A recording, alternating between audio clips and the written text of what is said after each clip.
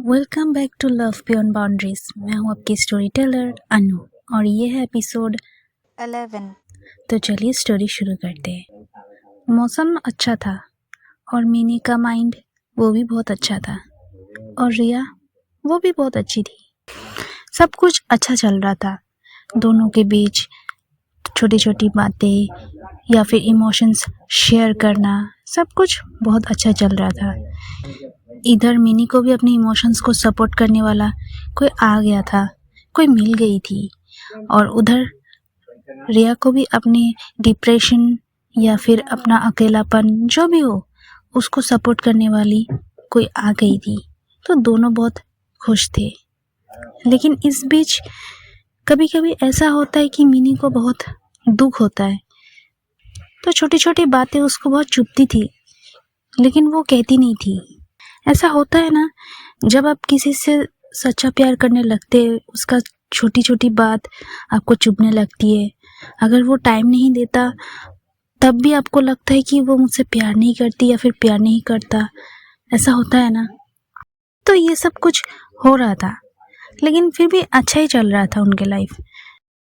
तो वीकेंड था और ज़्यादातर संडे रिया अपने हस्बैंड को लेके अपनी माँ के घर चली जाती है, क्योंकि उसकी माँ ने शादी से पहले वादा लिया था कि तुम हर सैटरडे मेरे घर आओगी, यानी कि अपने माँ बाप के घर आओगी। तो उस वजह से या फिर सिर्फ उस वजह से नहीं, जो उनका कोर्ट केसेस चल रहा है, कोर्ट केस उसको भी डिस्कस करना होता है, उसके लिए भी उसको जाना पड़ता है। मिनी का तो सैटरडे में छुट्टी नहीं होता है, उसका तो ऑफिस होता है, लेकिन रिया का छुट्टी होता है। तो इसीलिए वो जाती है मायके, यानी कि माँ का घर। अब जाते ही उसकी माँ, बाबा और बहन सब रिया को पकड़ लेते हैं। कोई बोलता है दीदी सुनो ना, कोई बोलता है बेटी इधर आना, ऐसा उसको घेर लेते हैं। अब हर किसी का अपना अपना बात होता है और खाना पीना बहुत अच्छा होता है, क्योंकि कोलकाता में खाना पीना बहुत ही अच्छा होता है। 5 तरह के पकवान, ये वो बहुत कुछ। मानो बंगालीज खाने में बहुत आगे है। मैं सबको नहीं बोल रही, लेकिन बंगालीज खाने में सच में बहुत ऊपर है। अब उधर क्या होता है, मिनी को वो मैसेज करती है लेकिन मैसेज का रिप्लाई नहीं आता है। फिर एक बार उसने कॉल भी किया, फिर कॉल का भी कोई रिप्लाई नहीं, क्योंकि रिया तो बिजी थी अपने घर वालों से, राइट।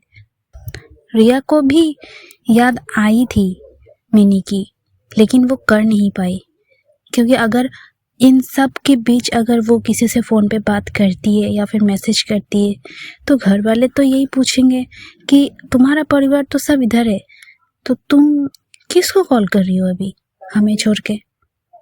तो इस वजह से रिया ने कॉल भी नहीं किया, मैसेज भी नहीं किया, क्योंकि रिया बहुत, क्या बोलूँ, रिया बहुत ही मैच्योर्ड एक लड़की थी। उसको सब संभालना आता था।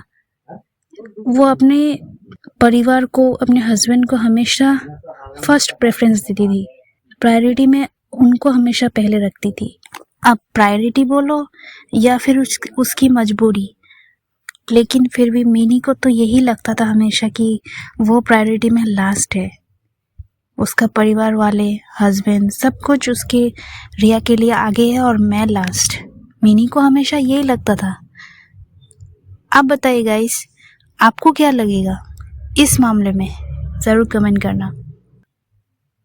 मिनी को फिर दुख होता है कि मैंने कॉल किया, मैसेज किया, लेकिन एक तो तुम रिप्लाई कर ही सकती थी ना, इतना तो तुम बिजी नहीं थी। तुम्हारे घर वाले एनी टाइम तो तुम्हारे पास नहीं थे, तुम एक बार तो मैसेज का रिप्लाई कर ही सकती थी, लेकिन तुमने नहीं किया। तो उस बात का उसको दुख था।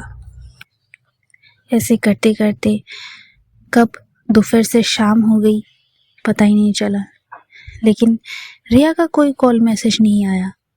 लेकिन जब रिया उसके बाद घर चली गई अपना पति के साथ, रिया घर जाते वक्त फ़ोन देखा कि मिनी का मिस कॉल्स थे, मैसेजेस थे। तब जाते हुए रिया ने टेक्स्ट किया कि मैं अभी घर से निकली हूँ और सॉरी मैं तुम्हारा कॉल और मैसेज का रिप्लाई नहीं कर पाई। आई होप तुम भी अच्छे से घर पहुँच जाओ, क्योंकि रात हो चुकी थी। और मिनी का मन तो उस दिन काम में लगा ही नहीं, उसका फ़ोन हाथ में ही था। तो उसने तुरंत रिप्लाई किया, ओह अब जाके तुम्हें टाइम मिला। रिया ने कहा, हाँ मैं थोड़ा बिजी थी अपने फैमिली से, क्या करूँ, वो लोग मुझे छोड़ते ही नहीं। अगर मैं सबके सामने बात करूँ ये भी अच्छा नहीं लगता ना, इसीलिए। फिर मिनी ने कुछ नहीं कहा। रिया ने कहा, अच्छा तुम घर पहुँचो फिर बात करते हैं। मिनी ने सिर्फ जब मैं जवाब दे दिया। मिनी को तो बहुत दुख लगा, इतना ही दुख लगा कि उसके आंखों से आंसू आ गए। वो रिया को सब कुछ मानने लगी थी। रिया की छोटी सी छोटी बात उसे बहुत इफेक्ट करती थी मिनी को। और ऐसा नहीं है कि रिया को इफेक्ट नहीं करती थी, मिनी की भी छोटी सी छोटी बात रिया को इफेक्ट करती थी। सिर्फ इतना ही फर्क था कि रिया थोड़ी मैच्योर इनफ थी और मिनी थोड़ी बचपना, बस। रिया सब कुछ जानती थी, मतलब वो दोनों कभी एक नहीं हो पाएंगे, क्योंकि ये समाज उन्हें एक नहीं होने देगा। और वो अपने अगर पति को छोड़ के चली भी जाए मिनी को एक्सेप्ट करने, तो वो उसका ना उसका परिवार एक्सेप्ट करेगी रिया का, और ना ही ये समाज। तो कहाँ जाके मिनी को रखेगी वो? ये बात उसके जहन में पहले से ही थी। उसे पता था कि वो दोनों कभी एक नहीं हो पाएंगे, लेकिन एक इमोशन था, एक फीलिंग थी जिसकी वजह से वो दोनों बंधे हुए थे।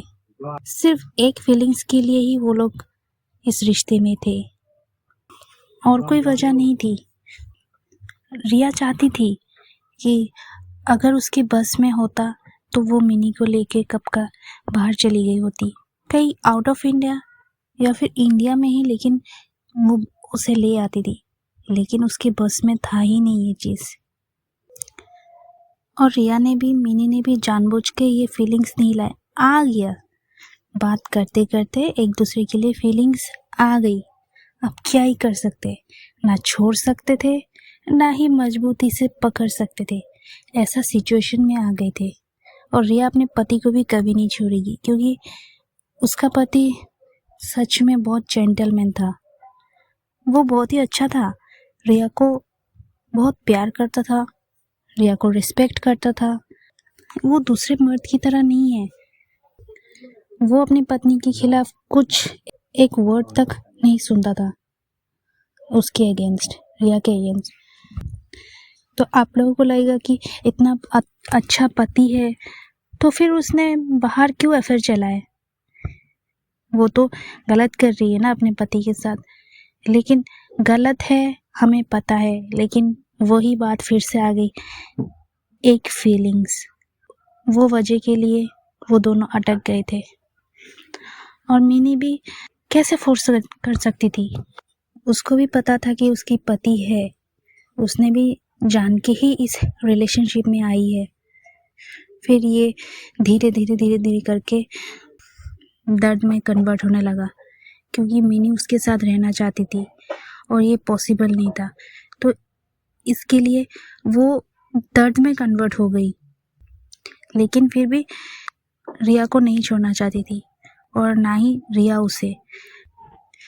अब वही से शुरू करते जहाँ पर रिया ने मिनी को बोला था कि तुम घर जाओ, घर जाके बात करते। मिनी तो घर पहुँच गई, लेकिन उसने कॉल नहीं किया, मैसेज भी नहीं किया। फिर रिया ने कॉल किया था, लेकिन मिनी ने नहीं उठाया। सेकंड टाइम किया, फिर उठाया। वो थोड़ा गुस्से में थी, इसीलिए कुछ बोल नहीं रही थी, चुपचाप सी थी। और रिया को पता चल गया था कि वो गुस्से में इसलिए कुछ नहीं बोल रही है। फिर रिया ने कहा, सॉरी ना बाबा, प्लीज़ माफ़ कर दो। क्या करूँ, मैं कर ही नहीं पाई। मैंने सिर्फ मैं जवाब दे दिया। उसे ऐसा ही लगता था कि वो प्रायोरिटी लिस्ट में लास्ट में है, इसीलिए वो अंदर ही अंदर घुट रही थी। लेकिन रिया बार बार उसे सॉरी कहे जा रही थी।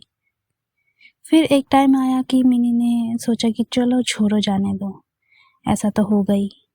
फिर जाके उसने कहा अच्छा ठीक है।